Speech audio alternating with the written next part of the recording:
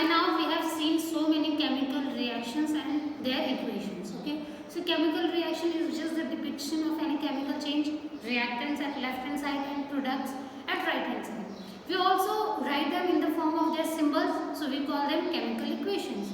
So we can clearly say that chemical equations makes our reactions a lot simpler, and at the same time they makes the chemical change informative. Okay, for example, if I ask you the process of rusting, I will say that iron combines with oxygen and gives rust. So how do we write it? How we will write it? Okay, so by writing in the form of chemical equations, that chemical change becomes informative. For example, this iron when reacts with oxygen, it gives iron oxide, or we can say it rust. So we can say that chemical reactions or chemical equations makes the chemical change very informative. But by using some other physical states, we can make our chemical reactions more informative. How? Let's see here. For example, when zinc metal is placed in a solution of hydrochloric acid, they both combine, and what they form? They form hydrogen gas with zinc chloride. So these two are reactants and these two are products. So by writing their physical state, we can make our reaction more informative. Physical state. By physical state, I mean the solid, liquid, gas, aqueous. Aqueous means the solution in water. So zinc is a solid, so we will write S in bracket. So this will give you an idea. Okay, then zinc was a solid. Now HCl, hydrochloric acid, is a solution, so we will write AQ. AQ is aqueous.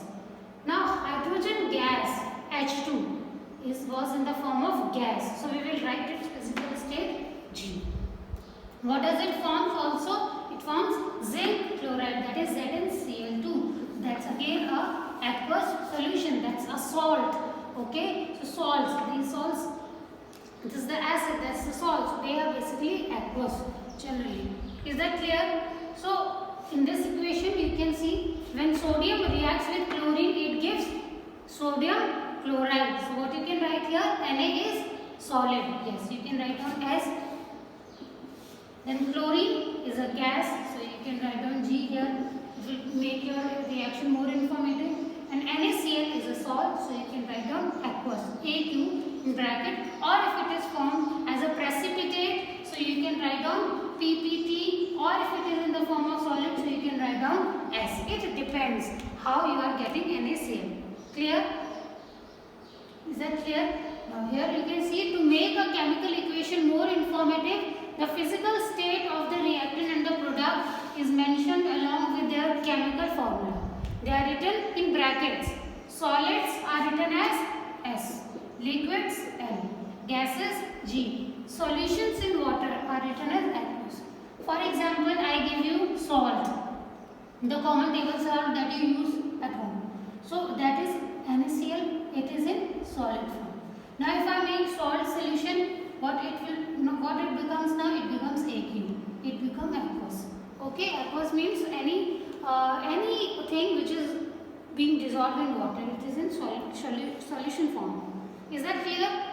Okay. So now these are a few more examples that I have written for you. So in the coming classes, we are going to discuss a lot more equations. The coming 2 classes will be totally dedicated to balancing the equations. Here also one more example, calcium oxide CaO, this is the solid form. It is also known as quicklime that you use for whitewashing your home.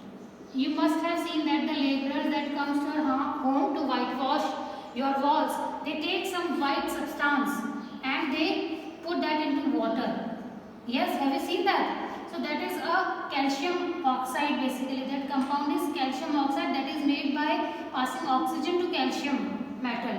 So that's how this calcium oxide is formed. This is quicklime, also known as quicklime. So that is also in solid state. When you put that in water, H2O, liquid, L, what do we get? We get calcium hydroxide. Okay, that is also known as slate lime. That is also known as slate lime. So this is how this we use for for whitewashing our walls. Clear?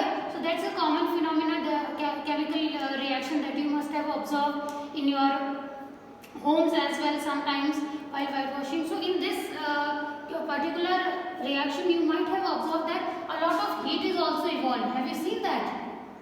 Yes, if you can recall, or if you have not seen, in this reaction a lot of heat is generated. So in the end here we can also write plus heat. Okay, plus heat. So this is how we can make our reactions informative. Clear, children? So here also, if at the last, if I take the equation of photosynthesis, here we can write down CO2. CO2 is generally in the aqueous form. In photosynthesis process, that CO2 is dissolved with the water components inside the leaf. So this is in aqueous form. This water is liquid. This glucose is also again in aqueous form. It is dissolved somewhat in water. And this oxygen is also in aqueous form. This is somehow mixed with the water. Okay, and in the presence of sunlight and chlorophyll. This we write in the arrow. So above the arrow or below the arrow we write down the presence of heat, the presence of any catalyst or any other material like in the magnesium metal in this reaction. If you remember, children, in this reaction, just wait, in this magnesium plus oxide, if you remember, I showed you that this magnesium ribbon was heated. Okay, this magnesium ribbon was heated. So in the reaction, what you can write down? Magnesium in solid form, oxygen O2 was in the form of gas. What do we get? We get MgO in solid form. What was the catalyst here? It was heat. So you heated. So that heat we write here. Clear? So children, that's all for today's class. So I hope you understood everything about today's class. In today's class we talked about chemical equations. We talked about chemical reactions. I told you how we can make our chemical reactions more informative by writing their physical states like solid, liquid, aqueous and gaseous state.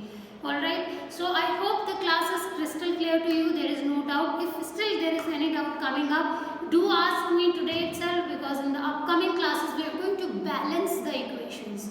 Okay, we are going to take very important term, that is balancing equations. Okay, I hope you all are very regular, and I hope you are studying everything at your home. Be safe and have a great day.